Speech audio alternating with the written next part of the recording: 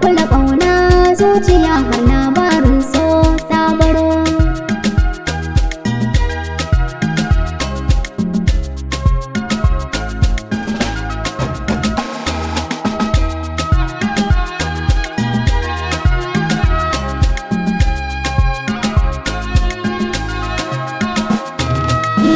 Kawalwaliyar so ta saka ni nai ikirari, a labari na 'yan samari ba a mini gori, da an yi batun so tun a fara kan zama sirri, a lambar raina shi nake da shi tun tana har ya tsoro.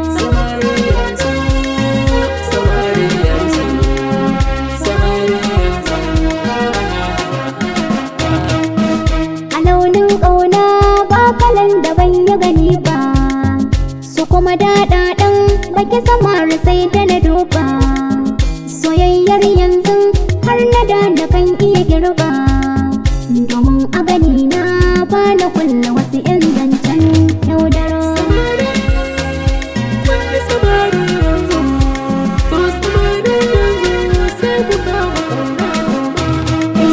Fagen yin ƙauna na wuce a yau mini wayo, ai cuta a kare ni daga jiya har yau, daidai nake gun kowa in ya zo ga na fiye jin ɗau, dai so ƙauna za a yau zan iya badawa har aro.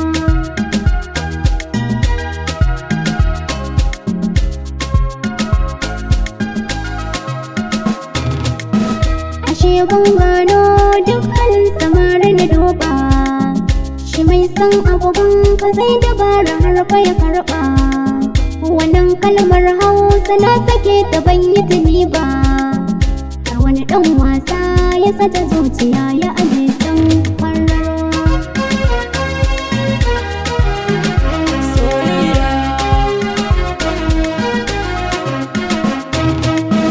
Ba taɓa yin zargin yaudara a tare da shi ba, aure ya faɗa min za ya yo da ni na cire ba, sai dan na amince da shi ya bar ni bai shirya ba. Yan matan yanzu kuce da su samarin yanzu kuma karo.